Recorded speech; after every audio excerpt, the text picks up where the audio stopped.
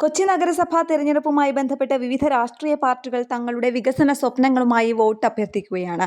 കൊച്ചിക്കാരുടെ വികസന പദ്ധതികൾ മുൻനിർത്തി വോട്ട് അഭ്യർത്ഥിക്കുകയാണ് CG രാജഗോപാൽ എന്ന മുത്തു. രവിപുരം 10ാം ഡിവിഷനിൽ മത്സരിക്കുന്ന CG രാജഗോപാൽ 30 വർഷമായി പൊതുരംഗത്ത് നിറഞ്ഞു നിൽക്കുന്നത് കൊണ്ട് തന്നെ രാഷ്ട്രീയത്തിന് അതീതമായി വോട്ട് ലഭിക്കുമെന്ന പ്രതീക്ഷയിലാണ്. എന്തൊക്കെയാണ് അദ്ദേഹം ഈ തെരഞ്ഞെടുപ്പിൽ മുന്നോട്ട് വയ്ക്കുന്ന വികസന സ്വപ്നങ്ങളെന്ന് നോക്കാം.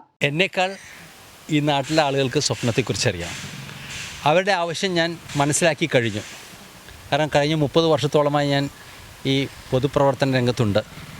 ഇവിടുത്തെ ബേസിക് പ്രശ്നങ്ങൾ ആദ്യം ആളുകളുടെ നല്ല റോഡുകളുടെ കുറവുണ്ട്. ഇടവഴികളിൽ MG റോഡ് പോലെയല്ല. മറ്റൊന്ന് അറ്റ്ലാന്റിസ് റെയിൽവേ ഗേറ്റുമായി ബന്ധപ്പെട്ട പ്രശ്നം.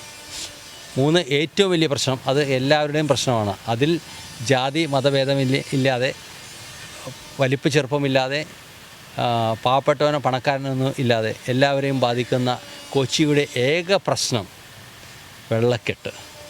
ആ വെള്ളക്കെട്ട് പരിഹരിക്കുക എന്നുള്ളതാണ്. ആ വെള്ളക്കെട്ടിനെ കുറിച്ച് പഠിക്കുവാനും അതിൻ്റെ പരിഹാരം കാണാനും നെതർലൻഡ്സിലോ സ്വിറ്റ്സർലൻഡിലോ ജർമ്മനിയിലോ പോകേണ്ട ആവശ്യമില്ല. ഈ കൊച്ചിയിൽ ഇരുന്നു കൊണ്ട് തന്നെ ഭാരതീയ ജനതാ പാർട്ടിയുടെ എല്ലാ സ്ഥാനാർത്ഥികളും വിജയിച്ചു വരികയാണെങ്കിൽ നരേന്ദ്രമോദി എന്ന ഐതിഹാസിക പുരുഷനുണ്ട്. അദ്ദേഹത്തിൻ്റെ അടുക്കൽ ഈ കാര്യം അവതരിപ്പിച്ചാൽ ഒരു നിമിഷം മതി ഡൽഹിയിലിരുന്നു കൊണ്ട് കൊച്ചിയിലെ വെള്ളക്കെട്ട് പരിഹരിക്കുവാനുള്ള ഒരു ശ്രമം നടത്തും.